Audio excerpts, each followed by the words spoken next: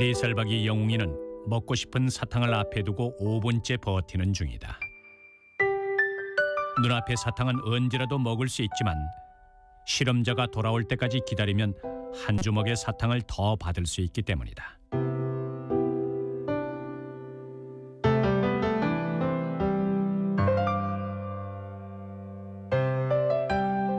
충동을 자제하고 만족감을 뒤로 미루는 이 일은 아이의 장래에 큰 영향을 끼친다. 살면서 만나게 될 수없는 실패와 도전의 순간에 오뚜기처럼 다시 일어나게 만드는 힘, 바로 동기의 원천이 되기 때문이다.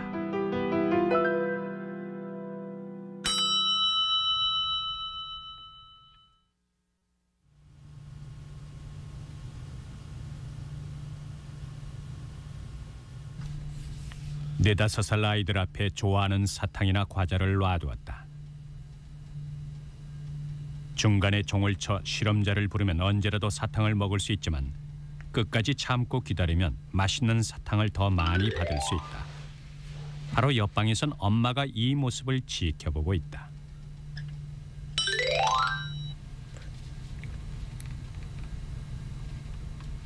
이것은 아이들이 충동을 얼마나 자제할 수 있는지 알아보는 실험이다. 더 많은 사탕을 받기 위해서는 눈앞의 유혹을 이겨내야 한다.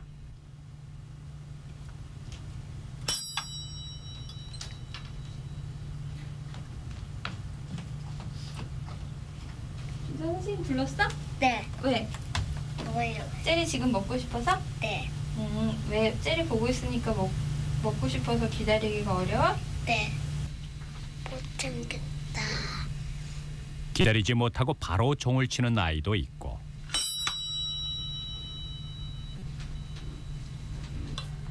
이렇게. 이거 한 개? 응. 아니지. 아예 설명하는 중에 먹어버리는 아이도 있었다. 지금 먹는 거 아니라고 했잖아. 응.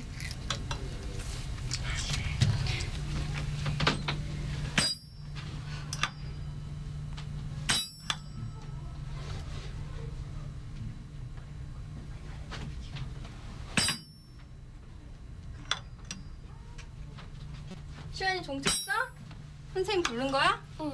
이거 먹고 싶어 지금? 응. 알았어 먹어. 왜 선생님 나가자마자 종 쳤어? 건강이 오려고. 기다려. 네.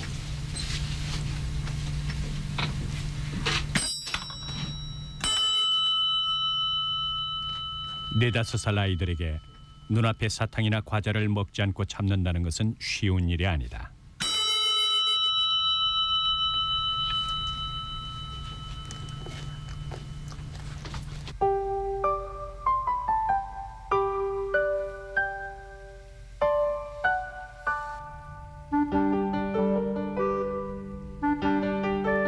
한 알의 초콜릿을 눈곱만큼씩 떼어 먹으며 10분을 버틴 아이도 있었다.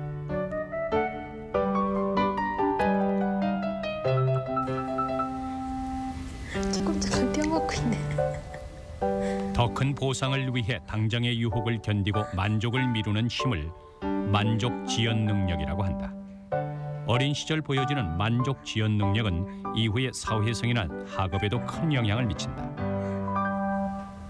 Well, what we find with the kids who are able to delay gratifications, that is, kids that are able to wait, is that they tend to do better on their SAT scores. And specifically what we find is that kids who are able to delay gratification in contrast to those who aren't, kids who ring the bell and want you to come back immediately so they can get the reward, those kids tend to score roughly 100 points higher on their SATs, both verbal and quantitative, later on in adolescence.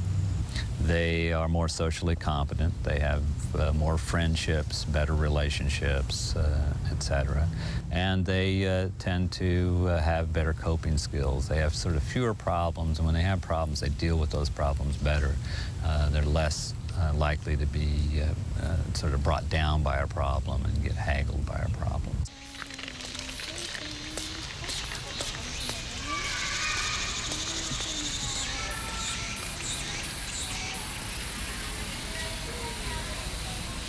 이거 좋아.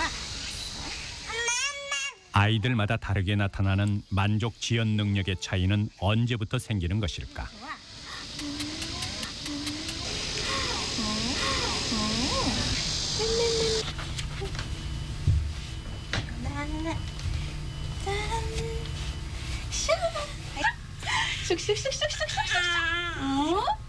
엄마, 아빠, 생후 6개월 정도의 아기들이 엄마와 놀고 있다.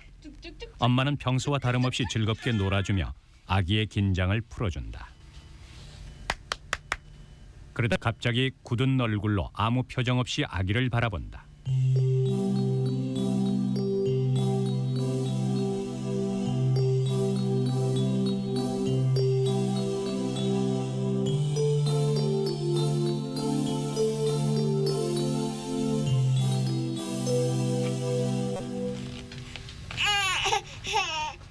이때 아기들은 엄마의 굳은 표정에 당황하기 마련이다.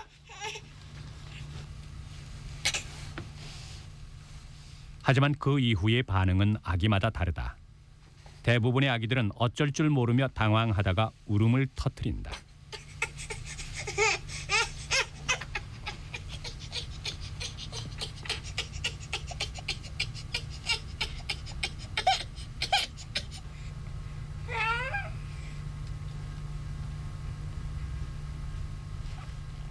안아달라고 조르거나 손을 뻗으며 칭얼거리는 행동은 자신이 통제할 수 없는 이 상황을 엄마가 해결해 주기를 바라는 요구다.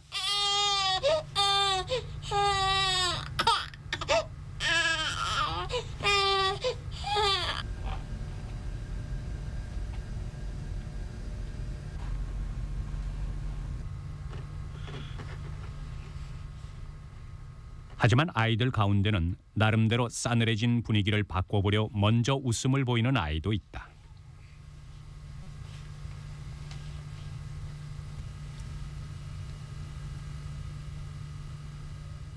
그래도 엄마의 표정이 풀어지지 않으면 딴 데로 시선을 돌리거나 외면하면서 버티기도 한다.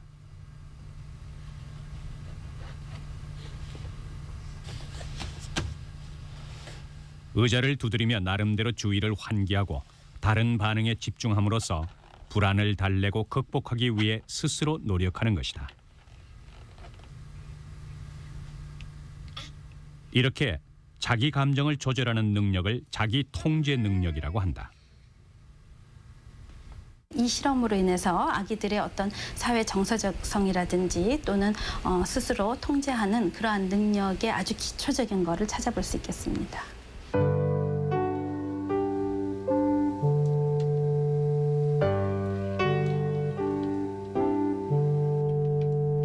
그렇다면 자기를 통제하는 능력이 큰 아이들과 작은 아이들, 만족을 늦추는 능력이 큰 아이들과 작은 아이들의 차이점은 무엇일까?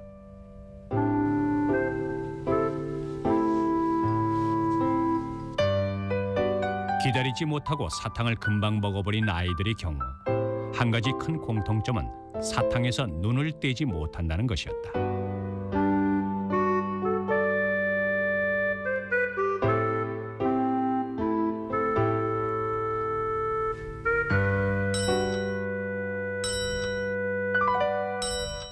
And when a child focuses their attention and becomes fixed on a reward, you know they're not going to wait much longer because the frustration builds up and they can't deal with it.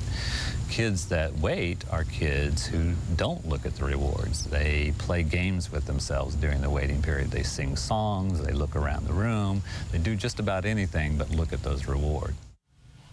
실제로 끝까지 종을 치지 않고 기다렸던 아이들은 모두 비슷한 행동을 보였다.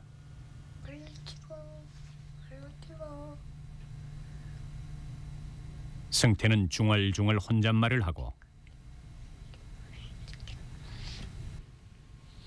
채린이는 두 손으로 눈을 가려 과자를 쳐다보지 않기 위해 애쓰고 있다.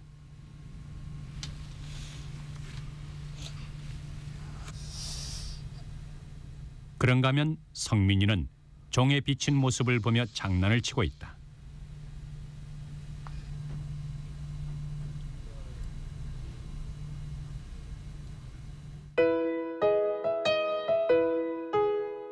오래 기다린 아이들의 공통점은 먹고 싶은 사탕에서 눈을 돌려 다른 데에 집중하는 것, 즉 주의 분산법을 쓴다는 것이었다.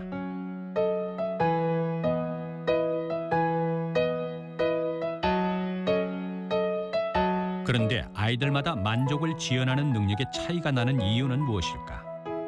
연구에 의하면 선천적인 기질 차이 못지않게 중요한 요인이 바로 부모와의 관계다. One of the things we know is that kids that have warm, trusting relationships with parents seem to have similar kinds of outcomes longitudinally as kids who are able to wait. And so we're beginning to think that there may be a kind of common factor in that parental relationship with what's going on with our kids that are waiting in these experiments. And what we know about the attachment relationship is that it's parental warmth and sensitivity to children that seems to be the key factor in a variety of things. In particular, important is kids' internalization of parental values and parental forms of dealing with situations. 부모와의 신뢰 관계는 만족 지연에 과연 얼마나 큰 영향을 주는 것일까? 짜잔. 짜잔. 쌍둥이인 혜수와 혜인이의 부모는 평소 아이들과의 약속을 절대 어기지 않는다는 원칙을 갖고 있다. 오늘은 며칠 전에 약속한 대로 아이들에게 선글라스를 사주기 위해 안경점에 들렸다. 엄마가 그림 잘 그리면 사주기로 약속했었지? 혜수와 혜인이를 대상으로 만족 지연 실험을 실시해 보았다.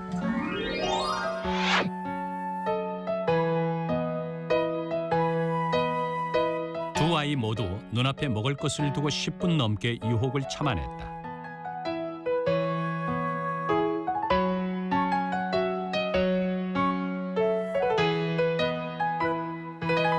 절대 저는 약속은 어기지 않았어요. 거짓말은 안 했어요. 엄마들 중에는 왜 다음에 해줄게 이러고 안 해주잖아요. 전 그러진 않았거든요. 약속을 하고서는 그 약속을 지키지 않는 경우에 그러한 경우들이 계속 반복되게 된다면은 이 아이는 그 다음에는 그렇게 만족을 지연시킬 이유를 찾지 못하게 됩니다. 즉 내가 이렇게 만족을 지연시켜서 좀 그 결과를 이후에 큰 결과를 얻기 위해서 기다린다 하더라도 이후 그 약속이 지켜지지 않을 거기 때문에 즉 신뢰라든지 기대가 제대로 형성되지 않기 때문에 결국은 만족 지연 실험에서 실패하는 그러한 아동들이 많습니다. 그래서 이 부모님과의 어떤 신뢰라든지 기대 형성이 아동의 감정을 자신을 통제하는 그러한 능력과 관련된다고 볼 수 있겠습니다.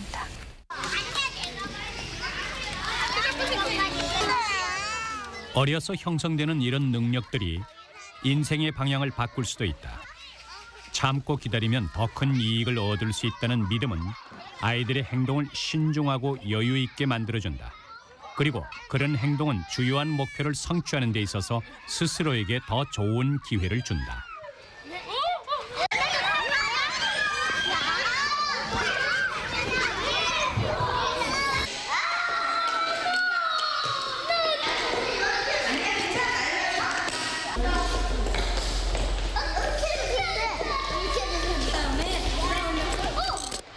아이들은 실패 속에서 자라난다.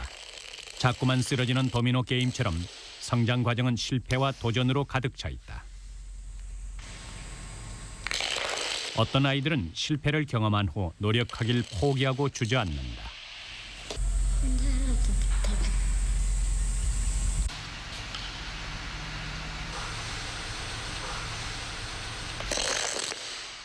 하지만 어떤 아이들은 실패에 굴하지 않고 계속 노력한다. 오히려 실패를 맛본 후 더욱 열심히 그 일에 매달리는 아이도 있다.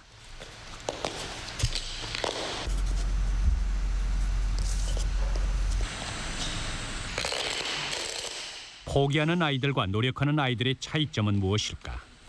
그것은 바로 그들이 평가 목표와 학습 목표라는 반대되는 기준을 갖고 있기 때문이다.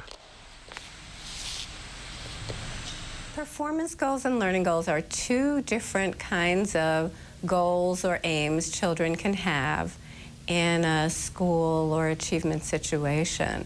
A performance goal is where they want to prove their ability, prove that they're smart. And a learning goal is when they want to learn something new, meet a challenge, and master it. 학습 목표와 평가 목표라는 두 개의 상반된 가치는 구체적으로 아이의 행동에 어떤 영향을 줄까? 퍼즐 실험을 통해 두 목표의 차이점을 확인해봤다.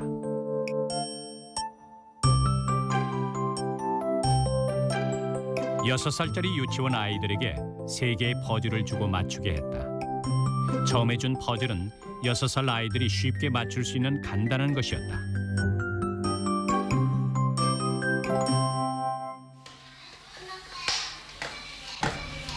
잘했네. 시간 내에 다 했구나. 그 다음에는 서로 다른 2개의 퍼즐 조각들을 섞은 후 아이에게 주었다. 짝이 안 맞으므로 이것은 절대로 맞출 수 없는 퍼즐이다. 아이에게 의도적으로 실패 상황을 만들어준 것이다. 몸이 시간이 벌써 이렇게 됐네. 이번에 너무 어려웠지? 그렇지. 한 번 더 기회를 준다면 어떤 퍼즐을 하겠느냐고 물었다. 오른쪽의 것은 처음에 맞췄던 쉬운 퍼즐, 나머지 2개는 맞추지 못한 것들이다. 이거? 왜 이거 하고 싶어? 재밌어요. 재밌어? 어떤 면에서 재밌어? 상범이는 이미 맞춘 퍼즐을 다시 맞추겠다고 했다. 다 맞출 때 재밌어요. 다 맞출 때가 재밌어? 얘는 왜 싫어? 그러면 얘는 피노키오 그림은? 너무 어려웠어. 너무 어려워? 이거는? 맞추지 못한 퍼즐은 어려워서 더 하고 싶지 않다는 대답이었다. 어려운 문제 앞에서 쉽게 포기하는 것이 평가 목표를 가진 아이의 가장 큰 특징이다. 그것도 어려웠구나. 그래, 지금 아주 잘했어 오늘. 이거요. 이거? 반면에 병훈이는 아까 맞추지 못했던 퍼즐을 다시 하겠다고 대답했다. 이건 왜 또 맞추기 싫어? 이거는요. 거의 다 맞춰봐요. 거의 다 맞춰. 미처 맞추지 못한 어려운 퍼즐을 선택한 아이들의 대답은 한결같았다. 그랬구나. 요거 할래? 요거 할래? 아니면 요거 할래? 어떤 걸 고를래요? 어렵긴 하지만 이미 맞춘 쉬운 것보다는 더 재미있다는 것이다. 학습 목표를 가진 아이들의 특징이다. 학습 목표를 가진 아이들은 배우는 것에 초점을 두기 때문에 쉬운 문제를 선택하지 않습니다. 이 아이들은 좀 도전적이고 어려운 문제라서 그래서 그 안에서 자기들이 실수하고 실패를 할지라도 그것을 통해서 새로운 원리를 터득하고 새로운 어떤 문제 해결 방식을 배울 수 있는 그런 문제들을 선택합니다. 그럼 이 3개 중에서 그러나 자신이 얼마나 퍼즐을 잘하는지 보여주려고 하는, 다시 말해 평가 목표를 갖고 있는 아이들은 어려운 문제를 선택하지 않았다. 어려워요. 너무 어려워요? 얘는요? 지수는 몇 번을 물어도 쉬운 퍼즐을 택하겠다고 대답했다. 네. 또 이건 다시 해보고 싶어요? 다시 해보고 싶지 않아요? 못다 맞춘 퍼즐을 다시 한번 해보지 않겠느냐는 질문에 원주는 고개를 절레절레 흔들었다. 아니에요. 왜 이것도 그림이 예쁜데 왜 이거는 하기 싫을까? 힘들어요. 저기 준영이는 그림 맞추기 되게 잘하겠네. 얼마큼 잘해요? 하나만 보여줄래요? 얼마큼 잘해요? 아니면 이만큼 잘해요? 아니면 이만큼 잘해요? 얼마큼 잘해요? 얼만큼. 그렇게 많이 잘해요? 평가 목표를 가진 아이의 특징 중 하나는 실패 상황에서 눈에 띄게 자신감이 없어진다는 것이다. 처음에 자신이 퍼즐을 매우 잘한다고 말했던 준영이는 2번의 실패 후 자신감을 잃어버린 모습이었다. 그럼 아까 준영이가 처음에 선생님한테 퍼즐 이만큼 잘할 수 있다고 그랬죠? 준영이가 지금 퍼즐 얼마큼 잘하는 것 같아요? 그만큼이요? Having a learning goal allows you to maintain your confidence and optimism when something goes wrong. So they say, well, this is a natural part of learning. I'm still learning, I'm still progressing, and they don't get discouraged. Whereas children with performance goals say, uh-oh, this failure means I don't have ability, and then they lose their optimism and their confidence.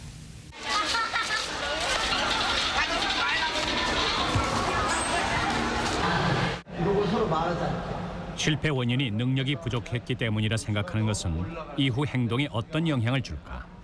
한 중학교 수영장에서 우리는 놀라운 사실을 확인했다.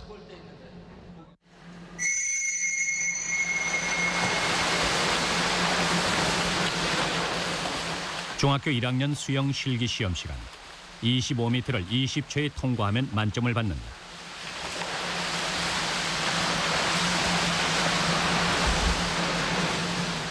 실패 이후 아이들이 그 원인을 어디에 돌리는지 알아보기 위해 아이들에게 실제보다 저조한 기록을 알려주었다.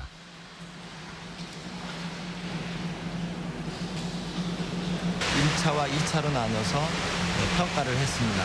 1차 때는 본인이 도착했을 때 2초를 더한 기록을 알려주었고요.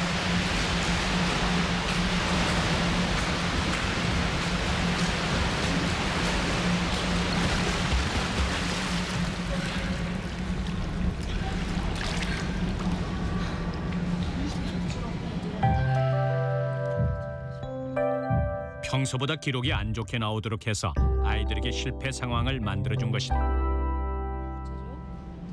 그리고 나서 10개의 스티커를 이용해서 기록이 나쁘게 나온 원인을 스스로 판단해보라고 했다. 보기의 내용은 크게 노력 부족과 능력 부족 두 가지로 나누었다. 조사 결과 노력 부족의 원인을 돌린 아이들이 3명, 능력 부족의 원인을 돌린 아이들이 6명이었다. 이 결과는 이후 아이들의 기록에 어떤 영향을 미칠까?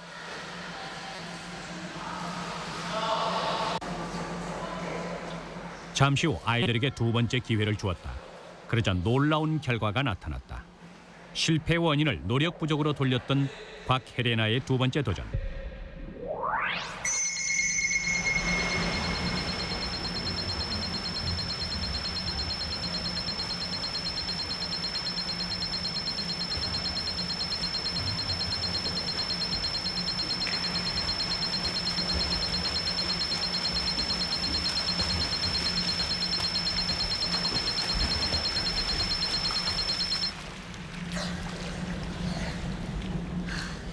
곽혜레나의 2차 기록은 1차에 비해서 0.6초 단축됐다.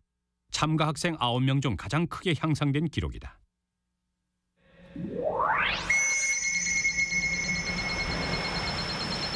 실패의 원인을 능력 부족이라고 생각했던 황유정의 2차 시도.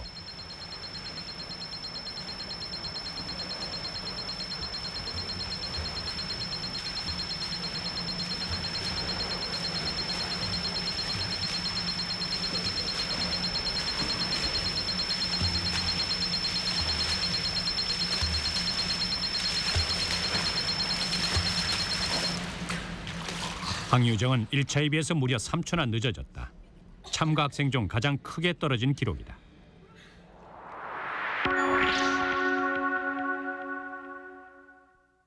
내가 원인을 어디다 돌리느냐에 따라서 그 다음에 차후 행동이 완전히 달라진다는 겁니다. 그렇다면 실패했을 때 가장 큰 원인 두 가지는 내 능력이냐 혹은 내 노력이냐라는 겁니다. 만약에 노력의 원인을 돌린다면 다음에 더 노력을 하겠다. 그리고 후회를 하겠죠. 감정적으로는 아, 내가 왜 이렇게 노력을 하지 않았을까? 다음엔 더 노력해야지. 근데 내 능력에 돌리게 되면 그 다음부터는 더 노력할 필요가 없어지는 겁니다. 나는 어차피 안 돼.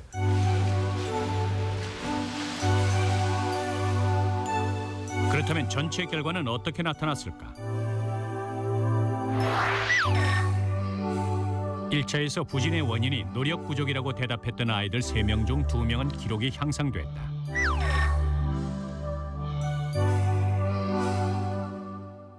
하지만 능력 부족 때문이라고 답했던 아이들 중에서는 1명만이 향상됐을 뿐 나머지 4명은 모두 떨어졌다.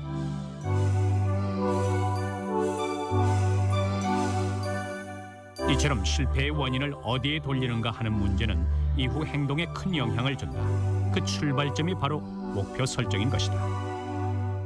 When children have a performance goal, their attribution for their failure is, I don't have ability. And they get discouraged, their performance suffers. When children have a learning goal, their attribution is not enough effort, not the right strategy, and their performance improves. 누구나 좋은 점수를 받기 원하고 남 앞에서 똑똑하게 보이기를 원한다. 아이들이 어느 정도 평가 목표를 갖는 것은 당연한 일이다. 하지만 모든 일을 항상 잘할 수만은 없는 법이다. 살면서 수없이 맞닥뜨릴 실패와 좌절의 상황에서 위기를 딛고 일어서게 만드는 힘, 그것이 바로 학습 목표의 힘이다.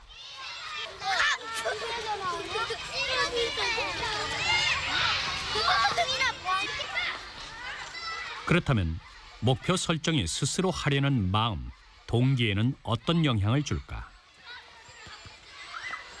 학습 문제 안에는 어떤 게 들어있냐면은 여기에는 좀 어려운 문제들이 들어있어. 그 대신 문제들을 우선 아이들의 목표 성향을 분석하기 위해 어렵긴 하지만 새로운 것을 배울 수 있는 학습 문제와 자신이 얼마나 잘하는지 똑똑한지를 보여줄 수 있는 평가 문제 중 하나를 선택하게 했다. 풀어보고 싶어요?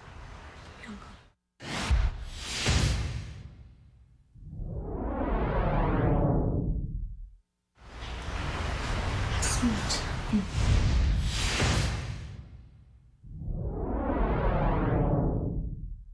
빈칸에 맞는 그 조각을 찾아. 평가 목표 성향과 학습 목표 성향으로 나누어지는 두 아이에게 같은 문제를 풀도록 했다. 있는데 뭐가 들어? 사실 통안에 들어있는 문제의 내용은 똑같은 것이었다. 우리 찾아야 돼. 어떤 거 같아? 그렇지. 동그라미.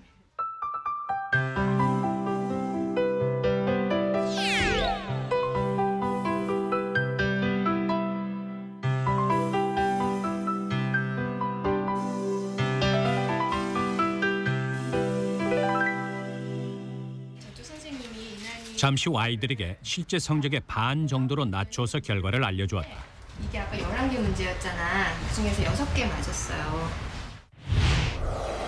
만점을 받은 인환이에겐 6개를 맞췄다고 얘기하고 대백이가 11개 중에서 3개 맞았어요. 7문제를 맞춘 대백에게는 3개를 맞췄다고 알려주었다. 만약에 선생님이 이런 문제 또 풀어보게 하면 이난이 다시 풀어보고 싶어요? 풀어보고 싶지 않아요? 크게 말해봐. 풀어보고 싶어요? 2차 문제의 난이도는 1차 때와 비슷한 것이었다. 학습 목표 성향이 강한 유대백은 2차 문제 풀이에서 8개의 문제를 맞췄다. 1차 때보다 오히려 한 문제 더 맞췄다.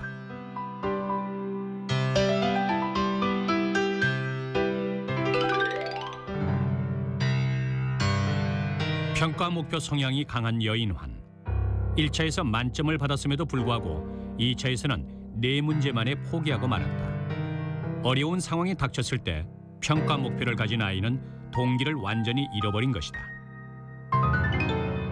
Children with a performance goal take the failure very hard because it says something very important about them and their ability. It says you don't have ability, and that's crushing. 그렇다면 지금 우리 아이들을 둘러싼 환경은 어떨까? 야, 딴 애들은 몇 점이냐? 이거부터 물어보면 비교를 하게 되잖아. 걔가 잘해왔어도 100점 엄청 많았나 보다? 뭐 이런 식으로. 너 90점 맞았으면 주영이 몇 점 맞았니? 제일 비교되는 그래. 그럼 가장 친하네. 걔보다 잘하면 마음이 안도가 돼서 조금 안심이 되지. 너 누나는 이렇게 했는데 너는 왜 요때 요거 못하는 거야? 해가면서 아까 말했던 것처럼 계속 걔한테 스트레스를 주는 거야. 전교생을 시험을 봤다고. 근데 우리 아들이 딱 오더니 엄마 나 100점 맞았어. 너 몇 명이 받았는데 했더니 6명이 받았대. 우리 반에 잘했네. 이러고. 얘는 정말 잘하는 애 하나. 대부분의 부모들은 아이들에게 학교에서 무엇을 배웠는지보다 몇 점을 받았는지, 몇 등을 했는지를 묻는다. 성적, 석차, 남과의 비교, 경쟁을 얘기함으로써 아이들에게 끊임없이 평가 목표를 전달한다. 비교 대상을 이렇게 딴 애를 만났는데 딴 애는 95점이래요. 그럼 넌 95점도 아니고 몇 점이야 도대체 막 화를 냈어요. 다음 날 학교에서 전화 왔어요. 우리 딸이. 엄마, 나 선생님한테 물어봤더니 95점이래. 제가 막 그거에 그 민감했던 걸 계속 느꼈는데.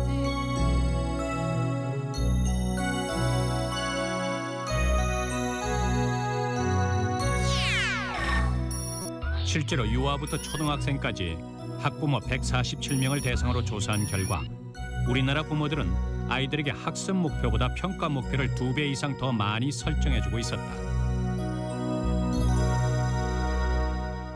자, 이렇게 점수가 똑같아졌습니다. 그렇다면 이렇게 평가 목표가 강조되는 환경은 아이들에게 어떤 영향을 미칠까? 재미있는 보너스 문제를 드리겠습니다. 여기서 점수를 얻으면은 팀에 도움이 되겠죠. 많게는 퀴즈 프로그램에 참가한 아이들을 대상으로 간단한 실험을 했다. 1단계는 힌트가 1개 나옵니다. 2단계는 힌트가 2개 나옵니다. 점수가 걸려있는 상황에서 힌트를 몇 개나 듣고 싶은지 정하라고 했다.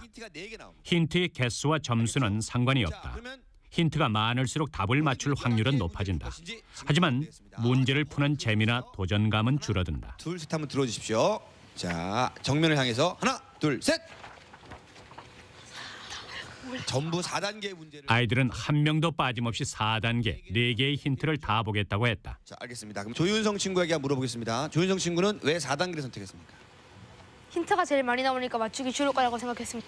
원래는 첫 번째를 하고 싶었지만 첫 번째를 했다가 틀리면 그 위험 부담을 감수해야 하기 때문에 4번으로 했습니다. 보기가 많이 나오는. 네. 이제 많이 맞추면 친구들한테 좀 좋아 보이고 그래서. 점수와 결과가 연결돼 있는 평가 목표 상황에서 아이들은 너무나 당연하게 재미와 스릴 대신 안전을 택했다. 지금부터 그냥 점수에 상관없이 점수가 걸려 있는 것이 아니고 간단한 게임을 하나 해볼게요. 편하게. 지금 문제가 나간다라고 했을 때 몇 단계 문제를 풀고 싶은지. 이번엔 다른 팀에게 점수와 상관없이 게임으로 생각한다면 몇 개의 힌트를 원하는지 물었다. 즉 학습 목표 상황을 만들어 주었다. 그러자 다양한 의견이 나왔다.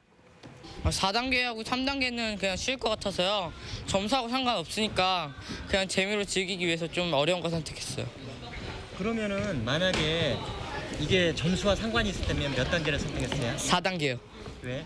네? 점수가 중요하니까요. 그 민기는 몇 단계 선택했어? 2단계요. 왜 2단계 선택했어? 점수와 상관없으니까 그냥 2단계를 풀어보고 싶어서 2단계를 선택했어요. 그럼 만약에 점수를 이걸 준다. 그럼 네. 몇 단계 선택했을까? 4단계요. 왜? 힌트가 많으니까 그만큼 쉬울 것 같아요. 그렇다면 점수가 걸린 상황에서 모두 4번을 택했던 아이들의 경우 게임 상황이라면 어떤 선택을 했을까? 1단계요. 왜? 점수가 안 걸려 있으니까요. 그럼 1단계 점수가 안 걸려 있으면 1단계 푸는 게 더 재밌을 것 같아서 그러는 거야? 아니면은 1단계 푸는 게 더 재밌을 것 같아서. 점수 안 했으면 1, 2단계 했죠. 그러면 왜 그러면 점수 안 했으면 1, 2단계를 선택하고 싶어? 예? 점수였으면은 그냥 이기려고 그런 걸 하고 그 4단계 쉬운 걸 하고 점수가 아니고 그냥 하려면은 그냥 해보는 것처럼 해보려고 연습처럼 해보려고. 재미요? 1단계가 제일 재밌겠죠. 점수, 경쟁, 시험이 지나치게 강조되는 평가 목표적 상황에서는 재미와 도전, 배움의 즐거움은 없다. 평가 목표를 조장하는 환경에서는 누구나 쉽고 안전한 길을 가려고 한다. 부모들이 평가 목표 상황을 만들수록 아이로부터 학습의 즐거움을 빼앗고 아이 스스로 능력을 발전시킬 수 있는 기회를 포기하게 만드는 것이다. Yes, that's exactly right. Many children excel at an early age, and then you see a decline and you think, what happened to them? So we've studied children across important transitions where the work gets harder. Here it's a transition at 7th grade to junior high school. But whenever the work gets harder, children with performance goals or a helpless pattern, they start worrying about their ability, they start backing off from the challenges, they start deteriorating when the work gets hard, and many of them just stop trying.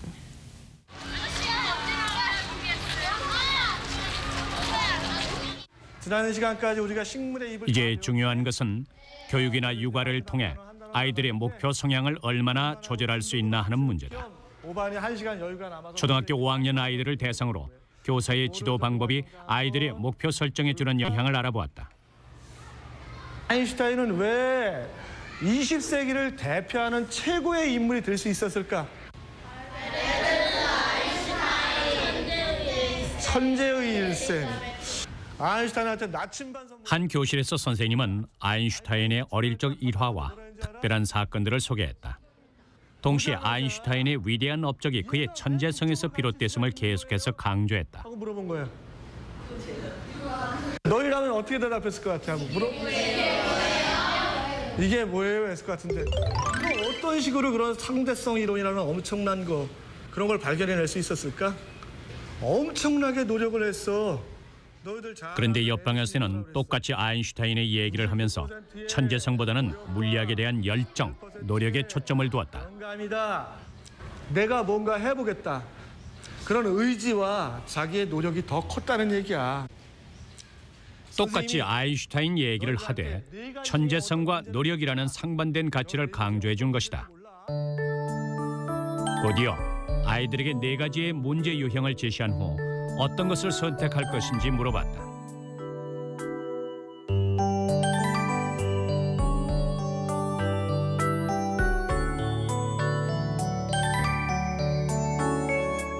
(1번부터) (3번까지는) 평가 목표를 보여주는 문제고 (4번은) 학습 목표를 나타내는 문제다.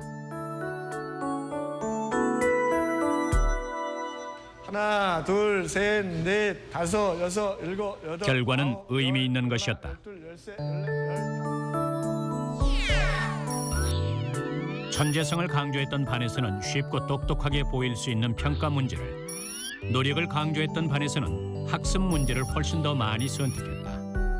아인슈타인의 열정과 노력을 들은 반 아이들은 도전하고 싶어 했고 무언가 새로운 것을 배우고 싶어 한 것이다. 이처럼 부모나 교사의 생각이 아이들의 목표 성향에 직접적인 영향을 준다. 어제보다 오늘은 무엇이 나아졌는지, 전에 모르던 것을 오늘 알게 되기까지 어떤 노력을 했는지, 노력을 통해 어떻게 능력을 발전시켰는지, 이런 얘기를 나누는 가운데 부모나 교사는 자연스레 아이들에게 학습 목표를 심어줄 수 있다.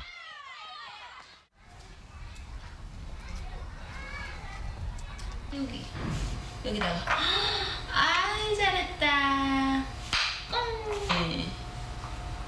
너무 잘한다 아준이. 아우 똑똑해. 아우 똑똑해. 똑똑하다, 머리가 좋다. 아이를 칭찬할 때 가장 흔히 하는 말이다. 대부분의 부모들은 이와 같은 지능이나 능력에 대한 칭찬이 아이의 자신감과 동기를 북돋워준다고 믿는다. 나 같은 경우에는 이게 고객이가 최고야. 역시 엄마 너 믿었더니 역시. 둘째한테는 야 너 박사 아니야 천재 아니야 이렇게 하는데 첫째는 야 너무 잘했어. 우리 아들 똑똑한데 수학 박사 나겠다고 내가 막 그런 식으로 얘한테 해주니까 야, 너 역시 엄마 닮았어. 무조건 천재야. 나는 우리 딸뿐만이 아니라 누가 해도 야 너 천재 아니냐? 다 천재야. 천재 같아. 막 이러면서 천재라는 말 되게 잘 썼어.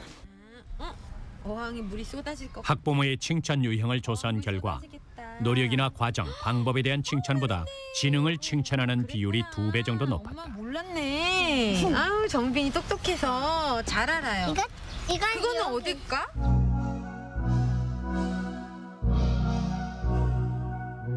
그러나 여기에는 부모들의 믿음과는 다른 함정이 있다. 아이가 잘했을 때 똑똑하다, 머리가 좋다고 칭찬하는 것은 반대로 아이가 못했을 때 머리가 나쁘고 바보라고 말하는 것과 같다. So what we found is when we praised children's ability after a success and then gave them something more difficult, they fell into a helpless pattern. They said, I don't have ability, I don't like this task anymore, and their performance suffered. And it was an IQ test. Their performance on an IQ test suffered because we praised their ability.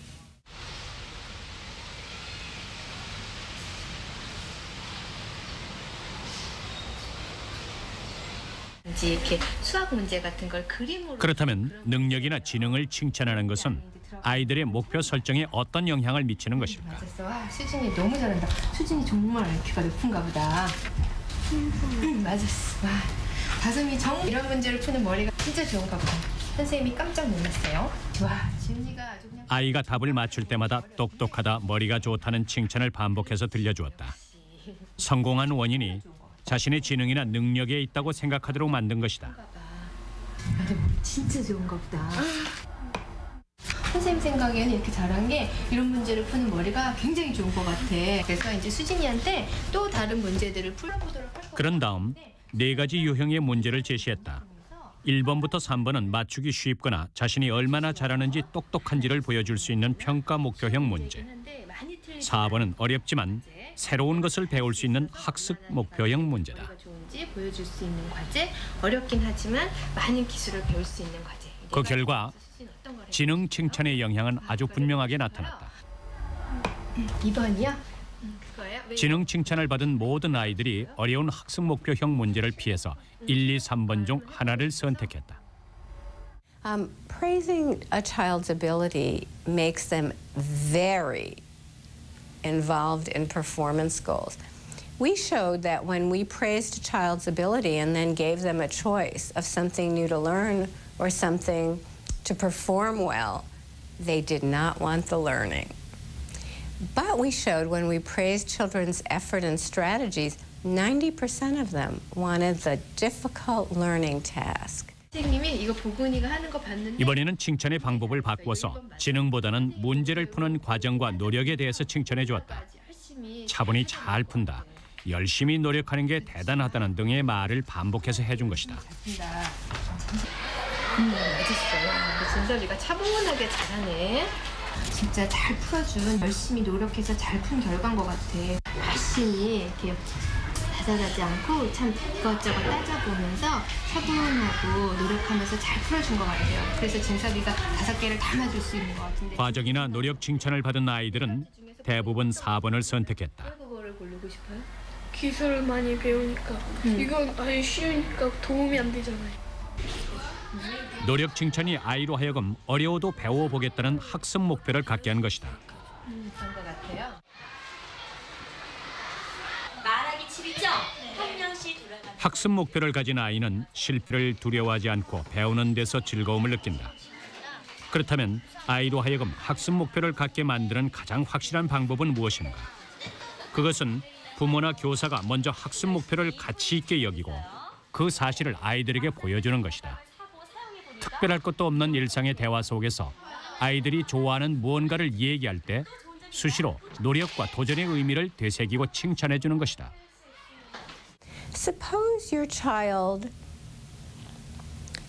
didn't work hard and did math problems perfectly.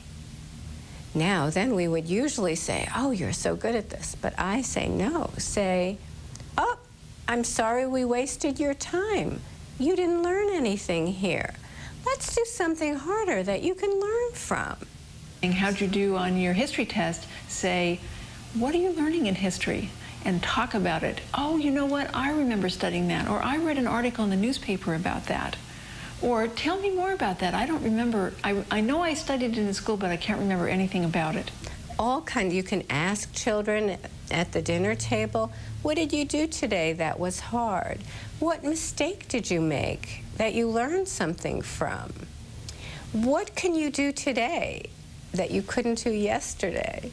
Those kinds of things show that we have a value on learning. 아이가 사회에서 필요한 사람이 되기를 원한다면, 아이가 실패와 좌절 앞에서 무릎 꿇지 않기를 원한다면, 무엇보다 아이가 진심으로 행복하게 살기를 바란다면 줄 것이 있다. 아이의 마음속에 학습 목표의 가치를 새겨주는 일, 그것은 부모가 아이들에게 줄 수 있는 가장 위대한 선물이다.